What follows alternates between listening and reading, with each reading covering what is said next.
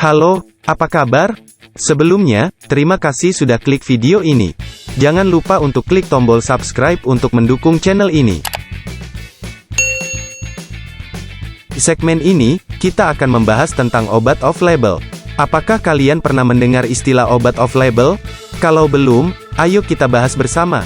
Sebelumnya, apakah kalian pernah melihat atau menemukan resep di mana dokter meresepkan obat tertentu, tapi indikasinya berbeda dengan indikasi umumnya dari obat tersebut?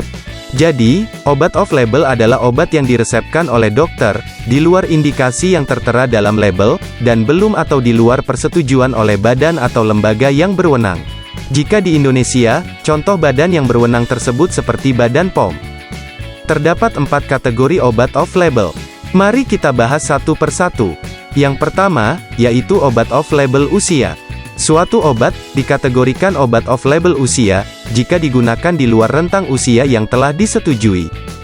Yang kedua, yaitu obat off-label dosis. Obat yang diberikan dalam dosis yang berbeda dengan dosis yang tercantum pada izin edar obat disebut dengan obat off-label dosis. Yang ketiga, obat off-label indikasi. Obat off-label indikasi merupakan obat yang digunakan di luar indikasi asli dari obat tersebut. Yang keempat, obat off-label kontraindikasi. Obat dikatakan termasuk kategori off-label kontraindikasi jika menimbulkan kontraindikasi saat diberikan kepada pasien yang usianya tidak sesuai dengan peruntukan obatnya. Apa alasan adanya penggunaan obat off-label? Alasan adanya penggunaan obat off-label yaitu: yang pertama, kurangnya respon klinis pada pengobatan sebelumnya. Yang kedua, kurangnya data uji klinik pada populasi tertentu, seperti pada anak-anak, ibu hamil, dan penderita kanker.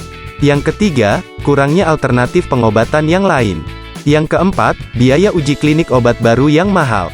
Dan yang terakhir, obat tersebut belum mendapatkan persetujuan dari FDA, namun sudah banyak bukti klinis penggunaan obat tersebut untuk indikasi tertentu. Berikut adalah beberapa contoh dari obat off-label. Yang pertama, yaitu domperidon. Domperidon merupakan obat anti mual dan anti muntah, namun, secara off-label, obat ini mempunyai indikasi dapat meningkatkan produksi ASI. Berikutnya, ada karbamazepin yang merupakan obat anti-epilepsi. Dan secara off-label, obat ini digunakan sebagai mood stabilizer. Contoh yang ketiga yaitu, ada sertralin. Sertralin merupakan obat antidepresan, dan secara off-label, digunakan sebagai terapi ejakulasi dini pada pria. Jadi, pada dasarnya, penggunaan obat off-label harus dengan persetujuan, atau resep dari dokter, dan disesuaikan dengan kondisi, atau penyakit yang diderita oleh pasien.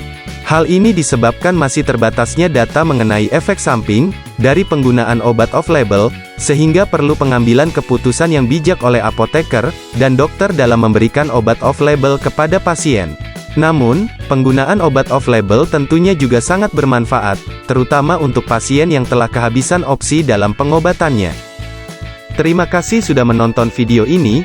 Jangan lupa like, komen, dan bagikan video ini kepada yang lainnya. Sampai jumpa di video berikutnya.